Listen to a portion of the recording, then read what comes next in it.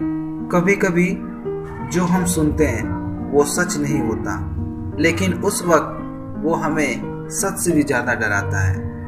मैं धर्मेंद्र आज आप लोग के बीच कुछ ऐसी ही कहानी लेकर आया हूँ जहाँ एक भूल जिंदगी की अहम हिस्सा बन जाती है। क्या है इस कहानी का अंत, आपकी सोच से बिल्कुल अलग होने वाला है। एक छोटे से शहर में दो पक्की सहेलियां रहती थीं, किरण और काजल। दोनों की दोस्ती इतनी गहरी थी कि लोग उन्हें एक जान दो शरीर कहते थे। जहाँ किरण होती वहाँ काजल होती, जहाँ काजल होती वहाँ किरण होती। एक दिन दोपहर में बात करते करते किरण बोली, यार काजल, बहुत दिन हो गए, चल आज मूवी देखने चलते हैं। काजल की आंखें चमक उठी।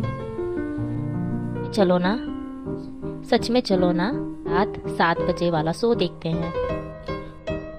दोनों का प्लान बन गया। शाम हुई, आसमान पर हल्के बादल थे, हवा में ठंडक थी। दोनों तैयार होकर अपने अपने घर से निकल पड़ी। दोनों ही ठीक समय पर सिनेमा घर पहुंच गए। अंदर जाते ही किरण बोली, यार पॉपकॉर्न के बिना मूवी देखने में बिल्कुल मजा नहीं आएगा। काजल हंसते हुए बोली, अभी लाती हूँ। काजल दौड़कर काउंटर पे गई। उसने 200 रुपये दिए और 100 रुपये का पॉपकॉर्न लिया। दुकानदार ने उसे 100 रुपये वापस किए, लेकिन नोट नहीं बल्कि ढेर सारे सिक्के दिए। काजल ने उन सिक्कों को पर्स में डाला और दौड़कर अपने फ्रेंड के पास जा पहुंची। दोनों ही हॉल में मूवी देखने लगे। मूवी रोमांचक से भरी थी। हंसी था, डर था, इमोशन और भी सब कुछ था।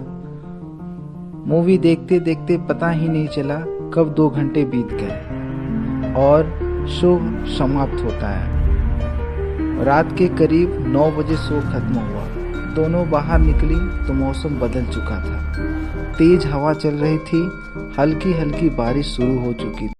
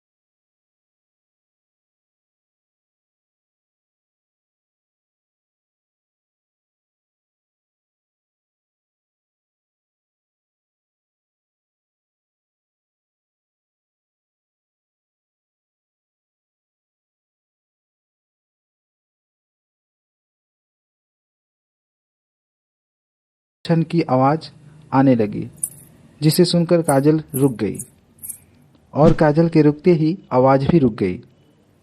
फिर पीछे मुड़कर देखा तो कोई दिखाई नहीं दिया। लगी बारिश तेज हो गई, सड़क पर पानी भर गया, लेकिन वो रुकी नहीं। जितनी तेज वो दौड़ती उतनी तेज आवाज आती। काजल की शक्ल रोने जैसी हो गई, लेकिन थोड़े ही समय के बाद आखिरकार उसका घर दिखा। वो दौड़कर दरवाजे तक पहुंची और दरवाजा खटखटाने लगी।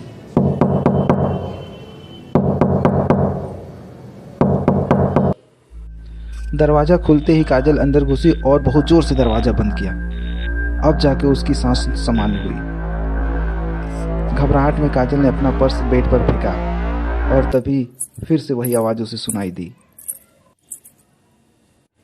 काजल के पैर वहीं जम गए। उसके मन में बहुत से विचार आने लगे। वो सोचने लगी कहीं फिर से वो आवाज़ें मेरा पीछा करते करते मेरे घर में तो नहीं आ गई। और उसने पीछे मुड़कर देखा तो बेड पर पड़े हुए पर्स था। वह किसी तरह हिम्मत जुटाकर उस पर्स के पास जाती है और उसे उठाकर वह धीरे से पर्स को खोलकर देखती है तो ढेर सारे सिक्के एक तरफ खिसक गए थे। ये सारे सिक्के बारिश में गिरने की वजह से पर्स के एक कोने में इकट्ठा हो गए थे और चलते दौड़ते समय वही सिक्के आपस में टकरा रहे थे और उन्हीं सिक्कों की आवाज़ छन छन करती हुई आ रही थी। काजल को तब जाके राहत की सांस आई और खुद हंस पड़ी और सोचने लगी मैं ही कितना बेवकूफ़ हूँ। फिर काजल को यह एहसास हुआ कि कई बार डर बाहर नहीं होता है, हमारे दिमाग के अंदर होता है।